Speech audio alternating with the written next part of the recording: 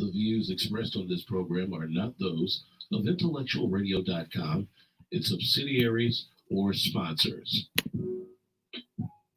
Encouraging, educating, and empowering you into action. This is Warriors Talk with your host, Lady ReShell. Hello, hello. Welcome to Warriors Talk with author and founder Lady ReShell, where we move away from awareness towards action. It is Health and Wellness Monday, and our topic for today is pandemic fatigue. We just heard from Roman with the Drive at 5 live on Intellectual Radio. We're asking that you keep it right here and allow us to feed your brain. The show is being sponsored by Emanuel Church of God in Christ with Pastor Michael Richardson, located at 3058 West Van Buren in Chicago. They are still practicing social distancing. You can hear the word of God every Sunday morning at 10:15 a.m. on the Emanuel COGIC Facebook page. The quote of the day: just because I carry it all so well doesn't mean it's not heavy. My special guest today is none other than our healthy solution expert with over 20 years experience as a family physician, impacting lives every single day. Hello, Dr. Michelle. Hello, Lady ReShell. How are you? Can you hear me? I can hear you. I'm doing good. Awesome. How are you doing today? I'm doing good. I'm excited to talk about this topic because I know a lot of us are dealing with it. So, yes. We're 8 months in now, and this topic is timely because I think a lot of people are feeling fatigued and overwhelmed and, lots of symptoms. yes. So today in the U.S., we have over 10 million cases. In fact, 11.2 million cases confirmed with 264,000 deaths. So that's more than any other nation. Yes. And according to the U.S. Attorney General, the U.S. Surgeon General, Jerome Adams, he says that the pandemic fatigue is largely to blame for this. So yes. So let's start with Dr. Michelle explaining exactly what pandemic fatigue is. Right. So as you said, we're having so many cases, and even in Illinois, we've had, I think, over 85,000, close to 90,000 cases in the last week, in the last 7 days. But, because we've been going through this pandemic for so long, that we start to feel certain symptoms. And those symptoms can be things like irritability, sadness, depression, worry, just feeling overwhelmed. All of that is part of pandemic fatigue, COVID fatigue. And also kind of feeling like you really don't want to do this anymore, right? Because for some people we've been in this for 8 months, and you sometimes will feel like maybe I'm not that susceptible, right? And so because of that, because you feel like you've been through this for 8 months and you've been okay, you may feel like I really don't have to wear the mask. I really don't have to do all those things that I'm hearing about because maybe I'm just not that susceptible. And then the other piece is people feel like, okay, well, if I was to get it, maybe I won't get that sick and it's okay. And so that's another reason people sometimes will not necessarily just follow the public health recommendations. And so we have to sort of confront some of those, knowing that the first part that I talked about, right? I've been doing fine for 8 months and I'm just not going to get it. Your susceptibility. Well, we know that's not true, right? Because anyone can get it at any time. As I've shared with you, ReShell, I and my family have recovered from COVID last month. I wore my mask everywhere I went. I didn't go too many places, but we got it. Luckily, we're blessed that we had very mild cases in my family and we recovered, fine. But even when you think that you are not that susceptible, it is imperative that not only you wear your mask, but the person next to you and everyone wear their mask, because we know that it not only protects that person, but it also protects you as well. So even though you think you're not susceptible, every single person is. And even though you may be lucky enough to not have a severe infection, you certainly could pass it to someone who could get it. When I had my mild infection, I had to be so sure that I didn't give it to my 86-year-old mother, my sister who has comorbid conditions, and so just to be aware that we are all at risk. And then just thinking that you may not get a severe infection. Well, we know that really, regardless of age, everyone from really young children to the elderly we have seen instances of severe infections. We know that those that are most at risk are those that are elderly or have a lot of, what we call those comorbid conditions, obesity, diabetes, hypertension, and unfortunately, some people don't realize that they have these conditions, right?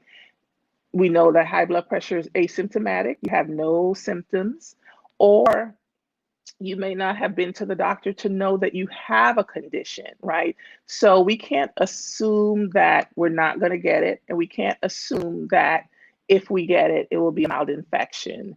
But that sort of plays into whether or not people feel the need and urgency to do those things. I said earlier this week that, just as we were really aware back in March and April, and we were really washing our hands and doing all the things that were said, we still need to do that in November, December, January, and going forward until we have everyone vaccinated and the numbers are much lower.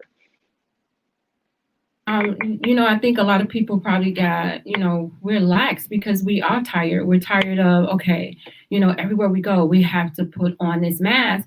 And, I've caught myself a couple of times where I've gotten out of the car and got up to the door of the store and realized my mask is in the car. So I just started putting an extra mask in my purse. So in case I forget it, I have it, on me. So right. I can totally understand where you can get fatigue and you can get lax, because we're having to do it all the time. And even though we've been doing it for 8 months, you would think that, it is a part of our normal daily activity. But, some people may think that it's a bother. Yeah. And you have a good point when you say I always talk about make the healthy choice, the easy choice. I usually say that when it comes to food, but it also comes to this, right? Have a mask in your car, have an extra in your purse, have your hand sanitizer in multiple places, so it doesn't become much of a task, that it's there, it's readily available. Hopefully over the last, 8 months, we've been able to kind of make those things a part of our lives, and so it doesn't become that much of an inconvenience, but it can be, and you feel like, yes, you've been doing this for 8 months, but hold on a little bit longer, because things will get better. But we all feel that, ReShell. We all feel like, gosh darn it, okay? I mean, really, this has just changed our whole lives. It's changed our whole lives. It's, for some people, it can really be overwhelming. I mean, how many of us know people, have friends who've been really affected that may have passed on, family members, and we have to deal with all of that in this setting, in addition to trying to take care of ourselves. That's true. So just think of it as the 3 W's. So wear your mask, wash your hands, and watch your distance. So think of it like that. So if we can remember those 3 things when we're out, and we know that the mask is not just only protecting us, but it protects other people too. I think about my mom, who is 75, and you want to be around your mom, but it's like, I don't want to get her sick. She's a diabetic. So, I try to, keep that distance, and, I call her every day and I talk to her. She has that portable where I can actually see her. So I know she's up, she's moving around. I know that she's well. We talk about, like, what did you eat today? So just check on your loved ones, but don't put them at risk. Don't put them at risk. Yes, It's, yes. Check on your loved ones. If you have to go by there, keep your distance, right? My mother lives alone, but I have to go by there, right? So I'm keeping my distance. I've got my mask. I double mask now, right? Two better than one, okay? And depending on the situation that you're in, you may want that extra protection. So we have to be aware of that and know that there is a light at the end of the tunnel. As we talked about ReShell, right? We heard about vaccine that's coming down from Pfizer last week. We had another one today, and that is a light at the end of the tunnel. And speaking of those vaccines, they won't work unless we take them. Okay, so I know sometimes we're reluctant to be vaccinated. It's going to be our best opportunity to move past this pandemic, in addition to the public health measures that we're doing. So I do encourage everyone who is able to get a vaccine to be vaccinated when that time comes. We're hoping that, the majority of Americans can get vaccinated by end of spring, summer. That would be great. We can start moving forward and getting back to some semblance of a normal life. okay, so I'm not sold on this vaccine, Doc. I'm just not. I think I'm gonna wait and see the other people take it and see what happens. I'm just not sold on it. I think it has a lot to do with our president and how the stuff was presented and left out intentionally. So I don't trust. And I know that has been African Americans' problems for the last umpteen years, is that we don't trust the medical system. We don't trust the healthcare system. And so right now I'm thinking, like, even at my job, that, they went around and they was asking everybody, like, hey, if we could get the vaccine, we can get it ahead of time for, us, because we're essential. And do we want to take it? And I'm like, no, don't put me on that list. Right. So here's what I say. So I'm with you in that we may not trust what's coming out of the current president's mouth. So I always, as I've talked to patients, friends, family, you have to trust your source. Okay. So the first piece is, well, Dr. Fauci, okay, head of NIH. He was around. I remember him when I was a young physician. And he was at the head of HIV treatments and all of those things in the 90s, early 2000s. Okay. And so I trust that he has the experience from 36 years of doing what he does, and I follow his lead. Pfizer, Moderna, they've been around for many years. They have made medicines and vaccines before this that are well trusted. And so I have to look at the source of the information. Actually, the vaccines now, these two vaccines, because they have such high effective rates, that's great. Most vaccines have effective rates 50% or lower. Even our flu vaccine, many times it's about a 30% effective rate. But if you get enough people vaccinated, then it works, because there's enough people who are immune so it doesn't spread. And the interesting thing too, just an aside about the flu this season, right? So since everybody's been wearing masks and socially distant, I was just reading that the flu positivity rate, right, for people who think they have the flu and they go get a test, it usually in the past was about 20%. This year, the flu positivity rate is like 2%, because we're not spreading the flu. We are distant from each other. We're keeping our germs to ourselves. So in addition to affecting COVID, we're also doing a great thing in stopping the spread of flu. Maybe we should be wearing masks every flu season, especially if you choose not to get the vaccine, the flu vaccine, right? That's probably something on a personal level to think about, because we're seeing such great decline in flu because of the measures we're taking for COVID. But getting back to the vaccines, right? So I believe, because I've been in the medical community, for over 20 years, I am comfortable that those vaccines that come to and are approved have been tested, vetted, gone through the system, regardless of political party. We can't necessarily let that be the deciding factor. We have to trust our sources.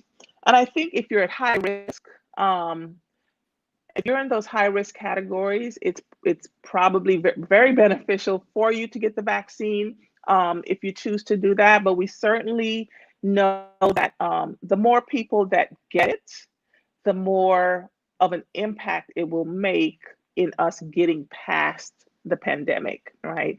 And I know in our communities, because of the Tuskegee experiment back in the past, that we in our communities have a lot of hesitation with getting vaccines. I will encourage folks in our communities to get the vaccine, ask questions, because we are more impacted by serious illness with this COVID as well, right? And we want to protect those that are closest to us, as well as being able to just move forward. But yes, everyone is going to have their hesitations and questions about it, but get those questions asked and answered. That's how we can, knowledge is key. You know that, right? So if you have all the information, you can make an informed decision. Exactly. Another reservation that I have with it is that, normally the vaccines, they take a while before they hit the market. And so I'm just feeling like it's rushed. Like, are people going to, die in the process of them trying to hurry up and get this vaccine out?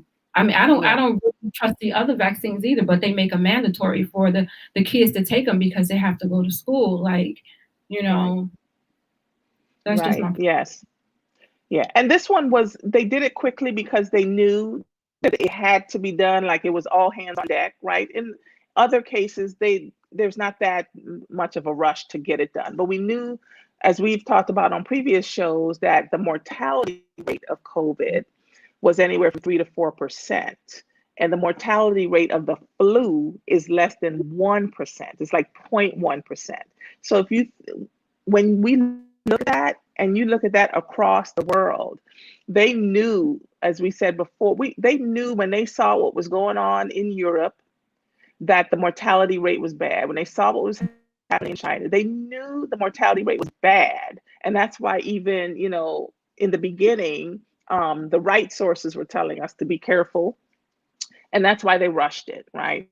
Because like you said, we have 11 million cases, over 246,000 deaths, right? And that's still, when you think about a 300 million population, it's still less than like 3% of the population. But when you look at the numbers, right, when you think about other diseases that we vaccinate for, we don't lose with the flu per year. We may have about 30 to 50,000 deaths across the world. We're talking 245,000 in the US. That is astronomical. And we have to do something just as astronomical to affect it, to stop it. Yeah. So, I get my flu vaccine every year and I'll get this as well. I have faith in the people that do the work, putting other political things aside. If you are just tuning in, we're talking to Doc Michelle about pandemic fatigue, and she was just talking about how important it is to making sure that you're following those 3 W's: washing your hands, wearing your mask, and making sure you're watching your distance. And she also touched on the vaccine, making sure that you are protecting yourself, especially if you have those underlying conditions, to make sure that you ask the questions and to make sure that you are safe and that your family is safe. Hey, Shanera. Doc Michelle, with this second wave of COVID-19, do you think that the healthcare system is ready to handle it? We're on the brink. Okay, we're on the brink because we are doing worse than we did in the first and second wave, the first initial and the second summer wave. There's more cases now, and we can't, where in the past we could borrow healthcare workers from other states who were not as bad as we were. We can't do that now because every state is doing poorly. And so again, in order to protect our healthcare workers, in order to not overwhelm the system, so we don't have to have that makeshift, hospital in the McCormick Place or anything like that, we have to do our part. We have to do our part. And so when we think about that, it keeps me motivated to watch my distance, wash my hands, and wear that mask, right? Because each individual has to do their part so we don't overwhelm the system. And not even that we're overwhelming the healthcare workers, right? We might have the space barely to keep these patients, but these healthcare workers are working, 12-hour shifts every day, coming back in, sometimes working all day, holding hands of people as they die, and it's emotionally and physically overwhelming for them. And so if we think about, right, it's not just about us as the individual, it's all these people who are doing the hard work so that we can be safe and have someone, not get ill or sick.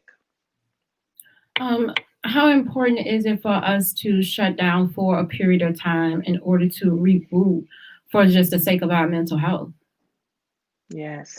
So part of taking care of ourselves in this time, there's a couple of things, right? So yes, we are kind of in this stage, we're overwhelmed and flooded with information, and news cycles is 24/7. And sometimes we have to step back and take time for ourselves, even in the midst of this.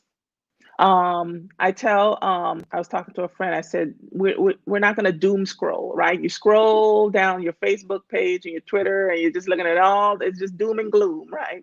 So sometimes we have to step away from those things. For me, I'll watch the news in the morning and I'll watch it at night. I try to stay away from all the negative or just the information overload during the day because it can wear on our minds. And speaking of shutdown too, it's important. I know, Chicago right now, it's a 30-day, I guess, mandatory shutdown. And so that is very important because I guess, we weren't doing it on our own without the mandatory shutdown. And we have to stay away from those places where there are crowds, and where, the virus, it's difficult to just be socially distant, right? Restaurants, we know because the air is circulated, that's bad. And then at night, those restaurants turn into bars where we're more packed in. And so we have to make, do these sort of 2 week to 4 week shutdown things in order to force a slowdown of the transfer of the virus from one person to the next. Because I'm sure when I got the virus, whoever I got it from didn't know that they gave it to me, right? And we just don't know. You don't know. My son who had it was completely asymptomatic. So we have to, be sure that he is not going to give it to someone because he felt fine. And so, speaking of that fatigue and that pandemic fatigue and just, always feeling like you're on lockdown and you don't have control. But we have some control of what we can do, right? So in addition to the 3 W's we talked about, take time for yourself. Things are overwhelming. If you have kids and you're trying to do remote learning, work from home, cook, feed the children, I mean, it is overwhelming, right?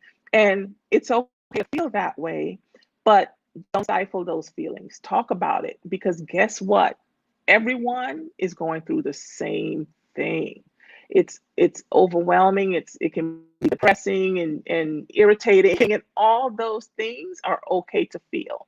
If you feel so overwhelmed that you feel like you need to speak with someone, definitely find a counselor, a therapist to talk through some of those feelings. Take a few minutes off of our phones and iPads and just sit, right? Sit and breathe.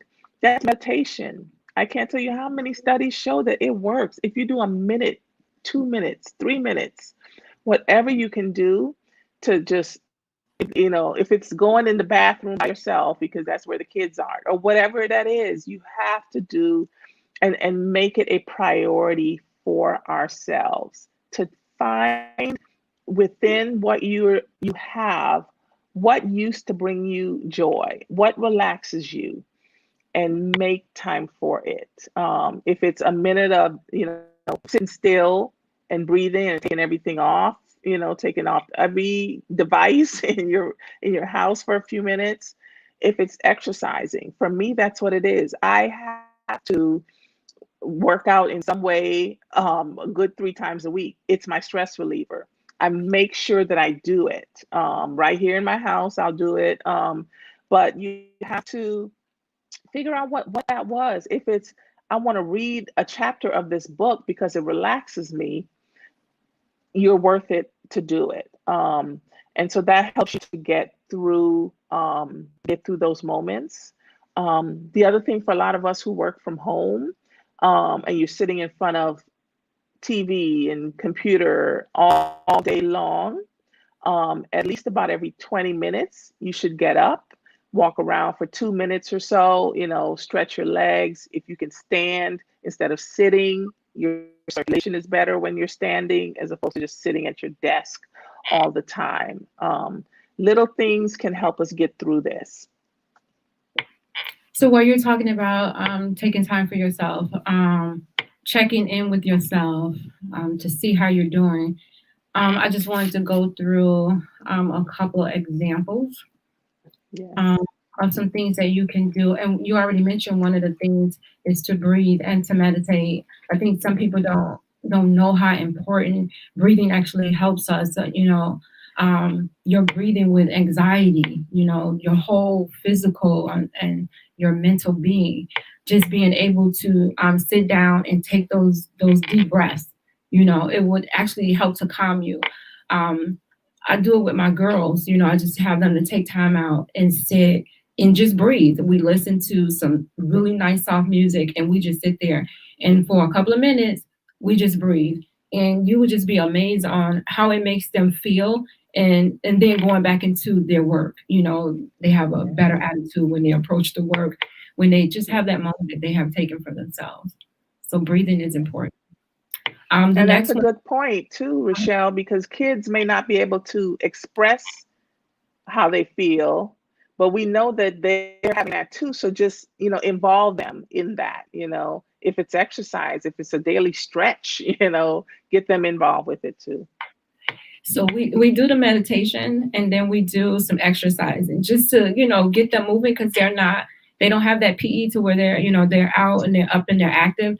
So if I don't do it, then they're not going to do it. They will stay on that computer all day and not really take time to, get moving. So I know how important it is.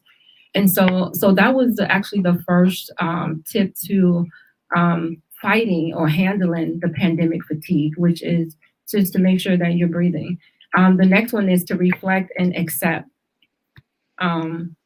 what's going on. Yes.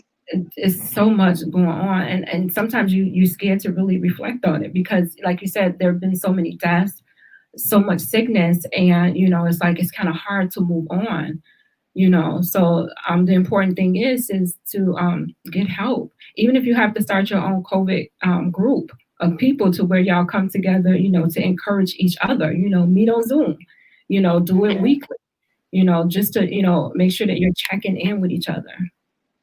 The next one. Yeah, because it's so easy to be physically distant and socially distant, right? And then you get just like, oh, woe is me in my home because I can't go anywhere. But it's important because we miss those social connections, which make us feel better, that we sort of reach out to others and you don't have to be Superwoman and Superman. Say exactly how you feel and it's going to help the next person. And it really does help to lower that stress as we're going through this. It's something about that physical touch. Like, even if you don't have to even say anything, it just be a hug, and you just feel so much better from that hug. So to not be able to get that, especially if you're living by yourself, it really takes a toll on you. So whatever way that you can get that connection with someone, if it has to be Zoom, then do it. Get your fix. Do it. Do it for your health. The other one was be healthy. Be active, which is with my girls, be active. So the best thing you can do is get moving. Even if you don't go outside, get moving in your house. Yes, please get moving, because when you exercise, you release what we call natural endorphins in your brain and in your body, which is what we call about that natural high. You just feel better. The blood is flowing, those natural endorphins are in your system, and it lifts your mood. And if that's one thing and that's the reason I make sure I still exercise. But one thing that we have to incorporate, right? We can sit on the couch. We're doing real good being couch potatoes, but now we got to get up and we got to get moving. If it's yoga, if it's, everything you can find on your phone on an app, right? So use our devices for good and get that exercise app, that 7-minute workout app or whatever, and incorporate it. But we have to make it a priority, because it's so easy to just fall into, I do work, I sit, I'm gonna sit here at home, and and then we get more and more depressed and down. But that's the one thing I want to encourage anybody that hears this is just get moving in some way. It's really important. The next one says to restore and replenish your energy. It says during difficult times, we need to be deliberate about carving out breaks and restoring and replenishing our reserve. And you mentioned this before, set reminders on when to take those breaks. Yes, because we could end up sitting on, over the weekend. You could sit on the couch all day, binging on, your favorite streaming thing, and never move, never get any exercise, never get up, call someone. And again, sometimes setting an alarm or, in your day to say, did I get up? Did I move? Did I call someone today? Did I check in with anybody today? Those things really, really make a difference to get us through these months ahead. We're in the winter months, which are always tough anyway, because people get seasonal affective disorder, with the short days, the lack of sunlight. Some people get depressed, and then we add on top of this pandemic. And so again, very, very important to reach out if you need support. The next one says to stay flexible as changes are being recommended. So, yes, important, right? Because it's every week is a different change, right? Now we can't go outside as much. We have to do these things. And so if we keep in the back of our minds as a focus that it's all, for the purpose of getting everyone healthy and protecting ourselves, that's what helps me to keep doing it, right? We talked about making it an easy choice, and then remembering that, that we have to be flexible, right? Maybe we thought we would be at a different place right now in this pandemic, but it didn't work out. And so we have to go with that flow, right? And we have to talk about it. I have friends that I'll talk about it with and just get through it, knowing that we will get through this as long as we continue to do the things we need to do. When that vaccine comes out, if you're willing to go ahead and get that vaccine so that you are protected if you should get exposed.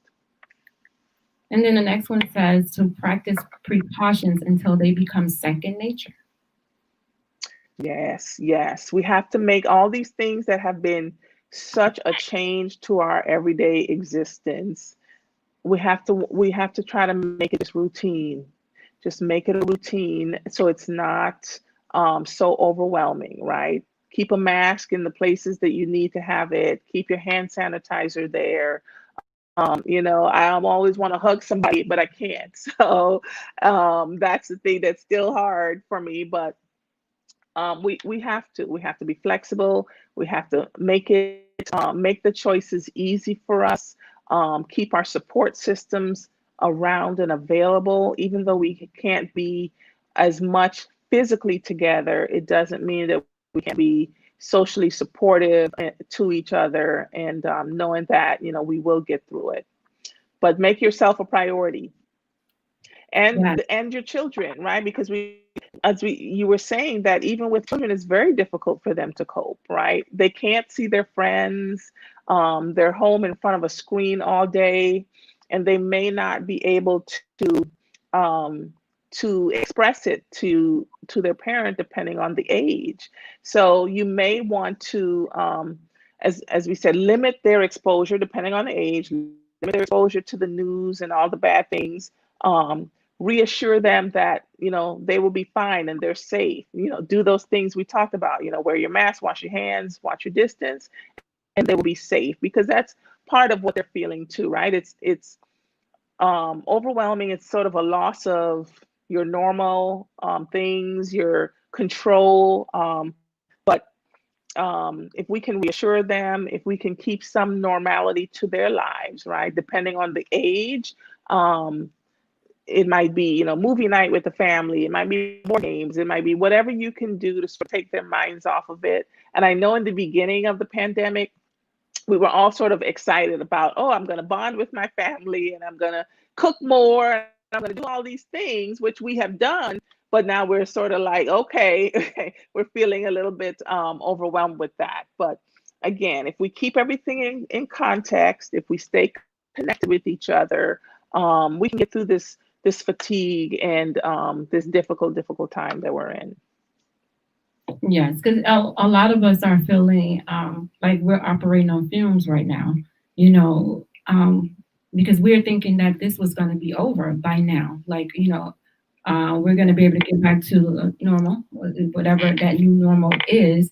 And then here we are saying, no, you're about to be locked down for 30 more days. And it's like, no, the holidays are coming up. And what do we do for the holidays? We visit family. That's our time to love on each other, to eat some good food, and that's really our time to catch up, because we're busy all year working.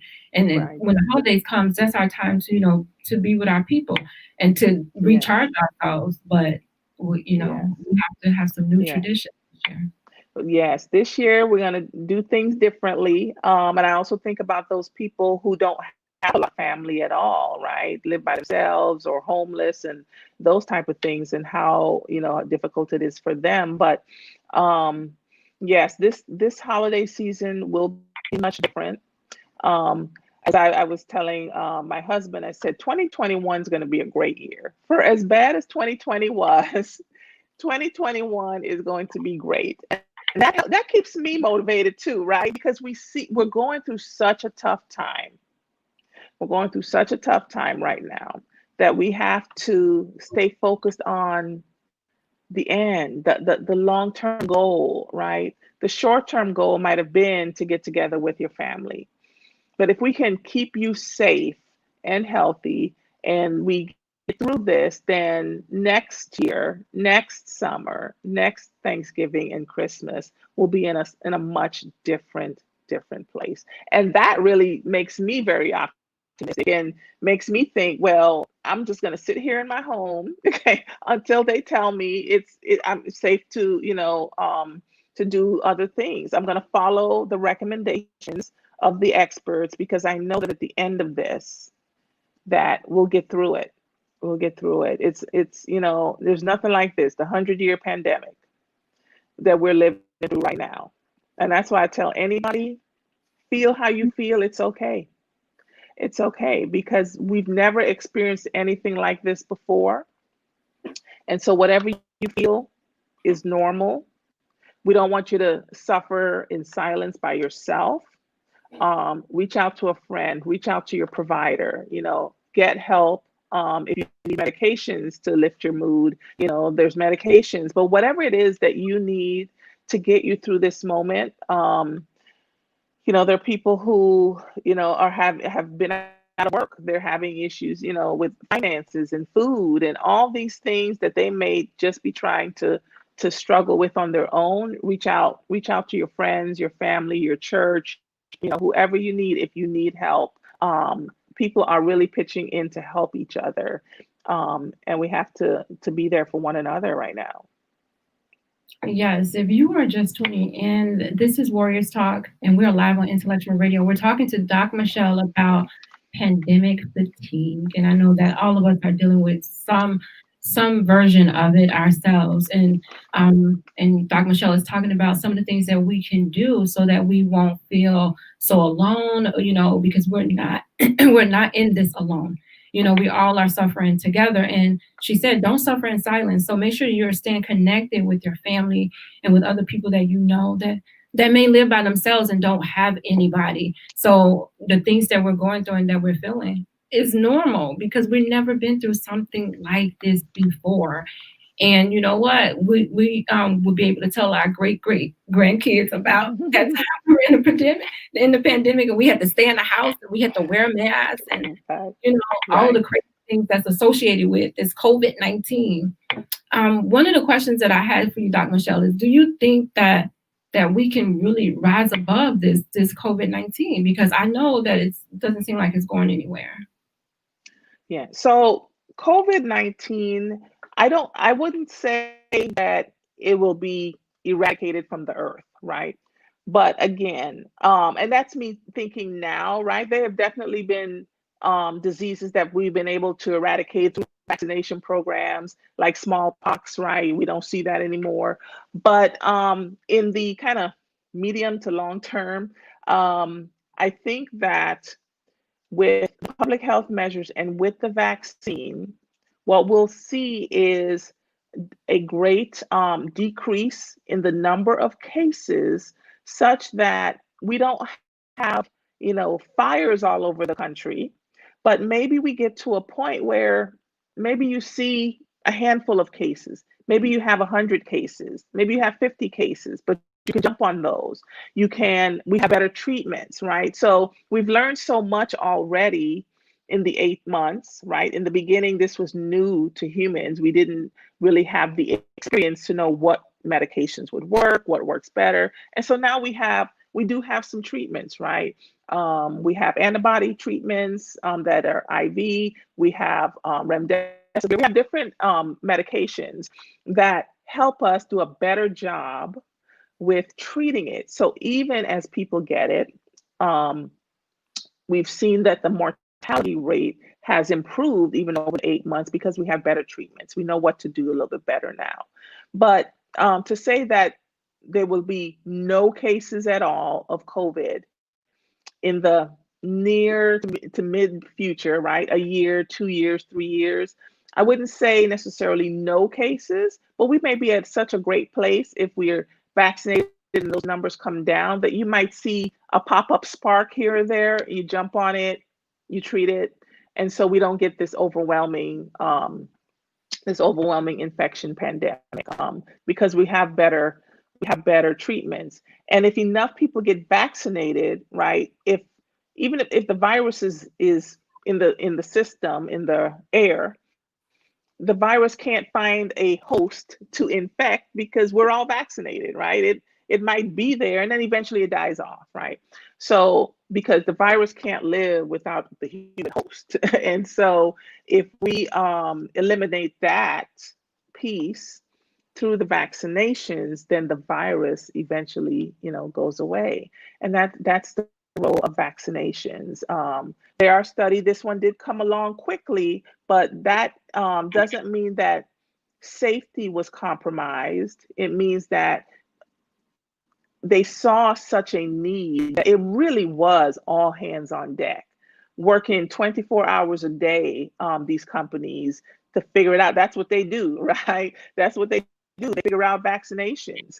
And initially, I was listening to Dr. Fauci today, and he was saying when they first sort of saw it in the US, I think the first case might have been January, they started to study it at that point. So yes, it's been 10 months. I mean, because when the process started, we didn't know, right? they were able to at least, what's this virus? What kind of proteins are on this virus? They may not have gotten to producing vaccines, but they were studying it to figure out, how are we going to attack this virus? And then it was all hands on deck, because we knew that it was important to do that. Where in other cases, it wasn't so imperative, so it would take years. So were they all working like individually at one point, trying to see who would come up with the vaccine, and then they decided to, okay, let's join together. We'd be more effective that way. Yeah. So, the NIH, they do the studies, and they're looking at, because they're the National Institutes of Health. So when we see something, a new disease, then they study it. And the companies themselves, Pfizer, Moderna, they work separately to develop their vaccines. That's what they do. They're the experts in that. And I believe there's maybe 2 or 3 other companies that I'm aware of that may be coming out with similar vaccines. And when I listened to Dr. Fauci speak, he was very optimistic that because of what part of the virus these vaccines are targeting, he's very optimistic that they too will be very efficacious. So that helps us to get through and through the pandemic a little bit quicker, because now we not only have 1 vaccine, 2 vaccines, maybe we'll have 3 or 4 from different companies that will be given, to different high-risk people. And in the beginning, as we know, it's going to be the essential workers like yourself, healthcare workers, and then maybe, the 60 and over, the comorbid conditions. Now we have, with President-elect Biden being able to determine what's the best way to roll it out so that it's effective and efficacious to everyone, and everyone has the opportunity to get that vaccine, if they want it. We should be able to see pretty good uptake, and hopefully people will be open to taking it. And I think they will be, especially those who are in the high risk, who have those comorbid conditions, who have, for months now have lived in fear, because they know that if they get it, my mother's 86, she lives by herself. She's very independent, doing great, but she can't get to church. She can't go see her friends, and so for those people, I believe they will want to take it because it gets them back to a level of comfort, knowing that they're protected. But again, it's important for the more people that get the vaccine, the more protection we all have, right? Because that virus can't find someone to infect because we're protected, and then eventually it dies off. So, Dr. Michelle, what do you think the long-term impact will be from this pandemic on the psychological health? Yes. It's going to have a great impact. It's having a great impact. There is more and more incidence, prevalence of depression and anxiety. And hopefully those people who really may never have had that before have sought help to get through it. But just, it will change, I think, how we go forward from this point, even physically with each other, right? Someone said that maybe we don't shake hands with strangers anymore. Maybe bumping elbows becomes the norm, right? Maybe if you're going, to a large concert or something, you put on a mask because you just don't know. Now, if you're vaccinated and you're pretty sure that you've gotten your doses, you may feel more comfortable. But even when you're vaccinated, that is not just a, oh, I'm free now. You should still wear your mask and do those public health things, because again, we've got to get enough people vaccinated to be sure that the virus is out of our universe, our space. And yes, it's a 90% effective rate, 94, 95%. We don't know if you're the 10% that it wasn't effective, right? There's always that possibility. It's not 100% effective. But again, if you get enough people vaccinated, then you get less virus in the system because people are not getting infected, which then protects you, right? So if you don't get the vaccine, but everyone else around you does, that does help to protect you. That's part of it, right? We're protecting ourselves and we're protecting the people around us when we get vaccinated. Awesome. So give us some of your words of wisdom as it relates to this pandemic. Yes. Yes. I always, I think that always comes to my mind is this too shall pass. Okay. It helps me to get through it, right? I want people to think about that because, yes, it's been 8-9 months. We've had a very, very tough time with something that has changed our whole thinking about what is a norm now. But my words of wisdom is this.